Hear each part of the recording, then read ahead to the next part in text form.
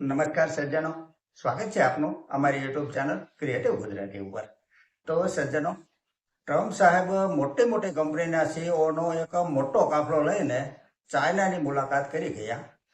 બંધ બારણે શું રંધાયું તે બધું બહાર તો નથી આવ્યું, પરંતુ વિશ્વના અન્ય દેશો ખુશ થાય તેવો કોઈ મેસેજ સીધો મળ્યો નથી. ખાસ કરીને ક્રૂડ ઓઇલ અને ગેસના સંદર્ભે મોટાભાગના દેશો જ્યારે ટળવળી રહ્યા છે ને, ત્યારે તે બાબતમાં કોઈ પણ સારા સમાચાર આવ્યા નથી આજ સુધી. અને આ તેલનું સંકટ હવે ગહેરું બનતું જાય છે વિશ્વના અન્ય દેશો માટે. આજની આપણી ચર્ચામાં આગળ વધતા પહેલા અહીંયા કંપની તથા ફંડામેન્ટલના વીતેલા ઇતિહાસની ચર્ચા માત્ર અભ્યાસના હેતુથી કરીએ છીએ, જેને ખરીદ વેચાણની ભલામણ નહીં સમજવા આપ સૌને એક વિનંતી કરું છું. આજની ચર્ચાની પહેલી કંપની છે મેટ્રોપોલિસ હેલ્થકેર લિમિટેડ.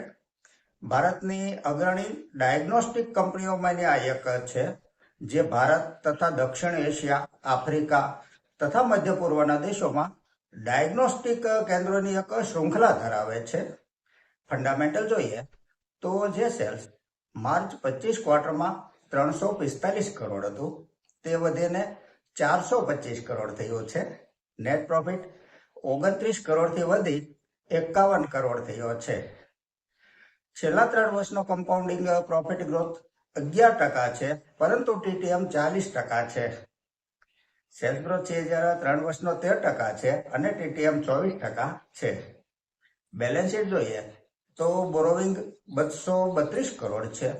સામે રિઝર્વ કંપની પાસે 1472 કરોડ છે. માર્કેટ કેપ 10,965 કરોડની છે.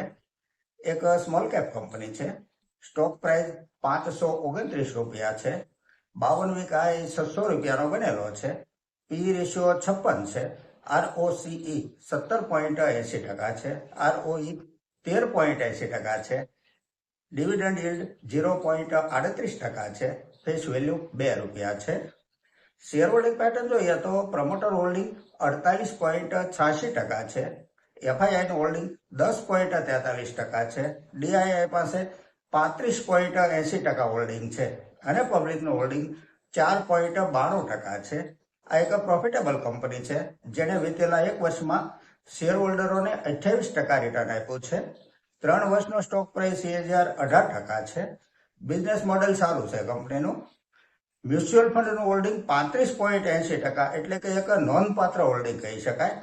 પબ્લિક સિંગલ ડિજિટમાં છે. આગળની કંપની છે વી-માર્ક ઇન્ડિયા લિમિટેડ. વાયર તથા કેબલ બનાવતી આ કંપની વીજળીના અન્ય ઉપકરણો જેમ કે switch gear, water geyser, ceiling fan વગેરે બનાવે છે. ફંડામેન્ટલ જોઈએ તો જે સેલ્સ માર્ચ 25 ક્વાર્ટરમાં 390 કરોડ હતું, તે વધીને 1105 કરોડ થયું છે. નેટ પ્રોફિટ 21 કરોડથી વધી 66 કરોડ થયો છે. Year to year net profit જોઈએ તો 5 કરોડથી 10 કરોડ, ત્યાંથી 27 કરોડ, ત્યાંથી 36 કરોડ થઈ અને 100 કરોડ 100 કરોડ થયો છે. પ્રોફિટનો ગ્રાફ લગાતાર ઉપર જઈ રહ્યો છે. છેલ્લા 3 વર્ષનો કમ્પાઉન્ડિંગ પ્રોફિટ ગ્રોથ 112% છે અને ટીટીએમ 178% છે. સેલ્સ ગ્રોથ 3 વર્ષનો 94% છે અને ટીટીએમ 101% છે. બેલેન્સ શીટ જોઈએ તો બોરોવિંગ 214 કરોડ છે. સામે રિઝર્વ કંપની પાસે 265 કરોડનું છે. માર્કેટ કેપ 2661 કરોડની છે. એક સ્મોલ કેપ કંપની છે. સ્ટોક પ્રાઇસ 1090 રૂપિયા છે. 52 વીક હાઈ 1260 રૂપિયા બનેલો છે. પી રેશિયો 26 છે. ROCE 41% છે. ROE 41.80% છે. ફેસ વેલ્યુ 10 રૂપિયા છે. શેર હોલ્ડિંગ પેટર્ન જોઈએ તો પ્રમોટર હોલ્ડિંગ 66.87% છે. પબ્લિકનું હોલ્ડિંગ 35.11% છે. કંપનીએ વીતેલા 1 વર્ષમાં 251%નું રિટર્ન આપ્યું છે. 3 વર્ષનો સ્ટોક પ્રાઇસ 192% છે. આ નાની કંપનીએ ઘણું મોટું કહી શકાય તેવું રિટર્ન આપી દીધું છે. આગળની કંપની છે SBFC ફાઇનાન્સ લિમિટેડ. આ એક નોન બેન્કિંગ ફાઇનાન્સ કંપની છે. માર્ચ 24 ક્વાર્ટરનું રિઝલ્ટ રજૂ કરી દીધું છે. જેને આંકડામાં સમજીએ તો જે સેલ્સ માર્ચ 25 ક્વાર્ટરમાં 361 કરોડ હતું, તે વધી 456 કરોડ થયું છે. નેટ પ્રોફિટ 94 કરોડથી વધી 123 કરોડ થયો છે. Year to year net profit જોઈએ તો 65 કરોડથી 150 કરોડ, ત્યાંથી 237 કરોડ, 345 કરોડ થઈ અને 451 કરોડ થયો છે. પ્રોફિટનો ગ્રાફ સતત અપ ટ્રેન્ડમાં છે. છેલ્લા 3 વર્ષનો કમ્પાઉન્ડિંગ પ્રોફિટ ગ્રોથ 44% છે.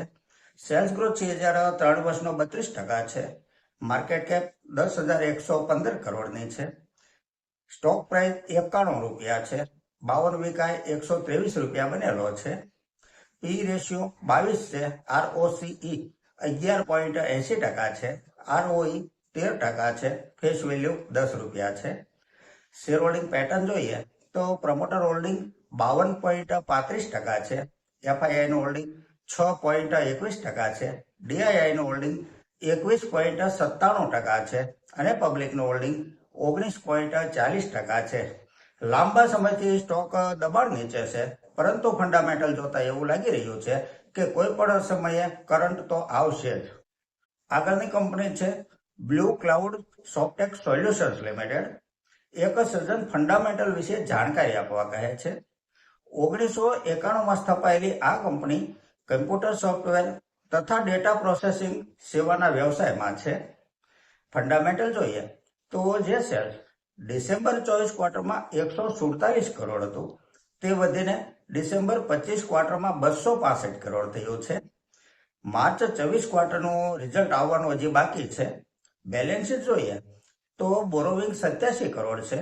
સામે રિઝર્વ કંપની પાસે 114 કરોડ છે. માર્કેટ કેપ 1,356 કરોડની છે. સ્ટોક પ્રાઇસ 18 રૂપિયા છે. 52 વીકાએ 38 રૂપિયાનો બનેલો છે. પી રેશિયો 22 છે. ROCE 37% છે. ROE 44% છે. શેર હોલ્ડિંગ પેટર્ન જોઈએ તો પ્રમોટર હોલ્ડિંગ 38.44% છે. FII નું હોલ્ડિંગ 13.29% છે. પબ્લિકનું હોલ્ડિંગ 48.26% છે. આ કંપનીમાં સપ્ટેમ્બર 2025 ક્વાર્ટર સુધી FII નું હોલ્ડિંગ 22.94% હતું, જેમાંથી અચાનક ઘટાડીને FII 13.29% કર્યું છે હોલ્ડિંગ. ઊંચા ભાવે FII એ માલ વેચ્યો હોવાથી સ્ટોક નીચે આવ્યો છે. કંપની પ્રોફિટેબલ છે. દોસ્તો, એક સજ્જનનો એવો સવાલ છે કે 6 થી 8 મહિના સુધી રૂપિયા ઉપયોગમાં નથી લેવાના અને ત્યાર પછી ઉપયોગમાં લેવાના છે, તો આ 6 થી 8 મહિનાના સમયગાળા માટે આ રૂપિયા રોકવા બેંકમાં FD કરાવવા માટે વ્યાજદર જાણવા ગયા ને તો મોટાભાગની બેંકમાં 5 થી 5.25% વાર્ષિક વ્યાજદરથી FD થઈ શકે તેવી વિગત મળે છે. તો આનાથી થોડું સારું કહી શકાય તેવું રિટર્ન મળે તેવો કોઈ વિકલ્પ ખરો તેવો સવાલ છે. તો વાત તો આપની સાચી છે કે 1 વર્ષથી ઓછા સમય માટે બેંક FDના વ્યાજદર 5 થી 5.25% વાર્ષિકના હિસાબથી જ વ્યાજ મળે છે. અને પાછો આમાં બીજો પ્રશ્ન એ ઉભો થાય છે કે મોટાભાગની બેંકો FD તો જ સ્વીકારે છે જો તે બેંકમાં સેવિંગ એકાઉન્ટ હોય જે તે વ્યક્તિનું, અને જો એકાઉન્ટ ન હોય તો એકાઉન્ટ ખોલાવવું પડે. આમાં થાય છે એવું કે જે બેંકમાં એકાઉન્ટ હોય ને તે બેંકના વ્યાજદર અન્ય બેંકની સરખામણીએ થોડા ઓછા લાગે અને અન્ય બેંકમાં એકાઉન્ટ ન હોય. હવે જો એકાઉન્ટ ખોલાવે તો મિનિમમ બેલેન્સ મેન્ટેન કરવાનો એક મુદ્દો અલગથી વધી જાય છે, પરંતુ આનો એક વિકલ્પ બીજો પણ છે જેમાં બેંકની સરખામણીએ રિટર્ન પણ થોડું વધારે મળે છે અને અનુકૂળતા પણ રહે છે. જે વિકલ્પ છે અલ્ટ્રા શોર્ટ ડ્યુરેશન ફંડ. આ એક મ્યુચ્યુઅલ ફંડ જ છે, પરંતુ ડેપ્ટ છે, ઇક્વિટી નથી. અને બીજું કે આમાં કોઈ ટાઈમનો લોકિંગ પીરિયડ હોતો નથી. કોઈ પણ સમયે વિડ્રો કરાવી શકાય છે. તેમ છતાં તેના રિટર્ન આપણે જોઈએ ને તો 7.5 થી 7.5% સુધીના CAGR મળતા હોય છે, જે બેંક FDની સરખામણીએ તો લગભગ 1.5 ગણા કહી શકાય.